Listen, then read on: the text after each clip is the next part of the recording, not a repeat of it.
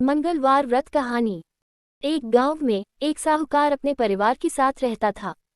साहूकार के दो बेटे किशन व महेश थे। किशन बड़ा बेटा था और उसकी पत्नी नंदिनी थी। नंदिनी हनुमान जी की बहुत बड़ी भक्त थी।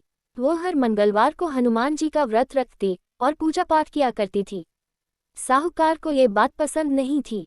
वो पूजा पाठ में जरा भी विश्वास नहीं रखता था और वह अपनी बहू नंदिनी को भी ये सब करने के लिए मना करता रहता था।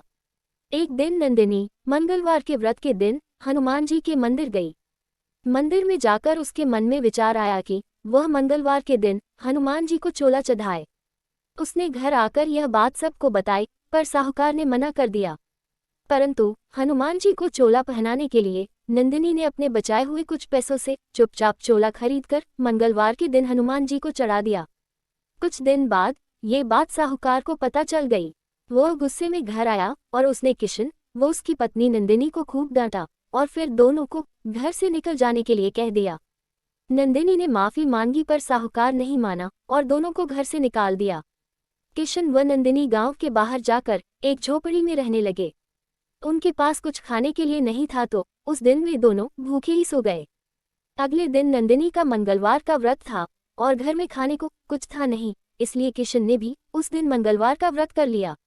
शाम को दोनों हनुमान जी के मंदिर गए। मंदिर में जो प्रसाद मिला उससे उन दोनों ने अपना व्रत खोला।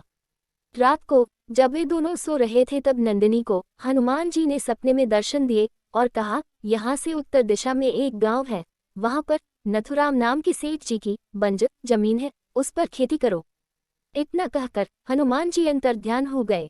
सुबह नंदिनी ने किशन को ये बात बताई, लेकिन उन्हें समझ नहीं आ रहा था कि बंजर जमीन पर खेती कैसे होगी। लेकिन अगले दिन सुबह दोनों हनुमान जी का आदेश मानकर उस बंजर जमीन के सेठ नथुराम जी के घर पहुंच गए। किशन ने उनसे बात की और कहा, सेठ जी, आप वह बंजर जमीन मुझे खेती करने के लिए दे दीजिए। मेरे पास देने को अभी कुछ नहीं है, परंतु जब भी इस खेत पर फसल होगी उसका आधा हिस्सा मैं आपको दे दूंगा। सेठ जी ने उसे समझाया कि वह जमीन सालों से बंजर पड़ी है, उसमें कुछ नहीं होगा। लेकिन किशन के बार बार विनती करने पर सेठ जी मान गए। किशन ने उसी दिन से खेत को जोतना शुरू कर दिया। उसके दिन रात मेहनत करने पर भी खेत की मिट्टी उपजाऊ नहीं हो पा रही थी। नंदिनी कुछ घरों में काम करने लगी, जिससे शाम को खाने के लिए कुछ मिल जाता था। एक दिन किशन जब खेत में हल चला रहा था तो उसका हल एक जगह अटक गया। उसने उस जगह को हाथ से खोदा तो एक मटकी निकली जिसमें सोने के सिक्के भरे थे। ये देखकर किशन को समझ आ गया कि क्यों हनुमान जी ने उसे इस बंजर जमीन में खेती करने के लिए कहा।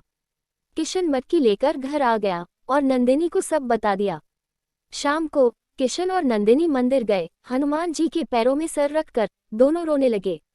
इसके बाद किशन ने कुछ सिक्के बेचकर कुछ लोगों को अपने साथ खेतों के काम में लगा लिया और पूरे खेत को जोतकर बीज बो दिए। कुछ दिन बाद फसल तैयार हो गई। फसल का आधा हिस्सा उसने सेठ जी को दे दिया। तब सेठ जी ने किशन से कहा कि तुम इस खेत को खरीद लो, तुमने इस बंजर जमीन को उपजाऊ बनाने में बहुत मेहनत की है। किशन ने वह खेत खरीद लिया। उसने कुछ और खेत खरीद लिए। दिनों दिन किशन ने बहुत तरक्की कर ली। उसने उसी गांव में बहुत बड़ा मकान बनाया और उसमें बड़ा सा हनुमान जी का मंदिर भी बनवाया। किशन अब केवल हिसाब किताब देखता था और उसके नौकर खेतों में काम करते थे। उधर साहूकार पर हनुमान जी का प्रकोप पड़ा। साहूकार के घर चोरी हो गई, उसके खेत बंजर हो गए। साहूकार और उसका बेटा महेश एक दिन किशन के गांव में आए और किशन के यहाँ आकर काम मांगने लगे। किशन ने जब उन्हें देखा तो जाकर पिताजी के पैर छुए। साहूकार ने सब कुछ उसे बताया। किशन पूरे परिवार को अपने यहाँ ले आया और फिर सब साथ में रहने लगे। तब से साहूकार और उसका पूरा परिवार मंगलवार का व्रत करने लगे और हनुमान जी की भक्ति में लग गए। हे बजरंगबली, इसी तरह अपने भक्तों पर कृपा बनाए रखना।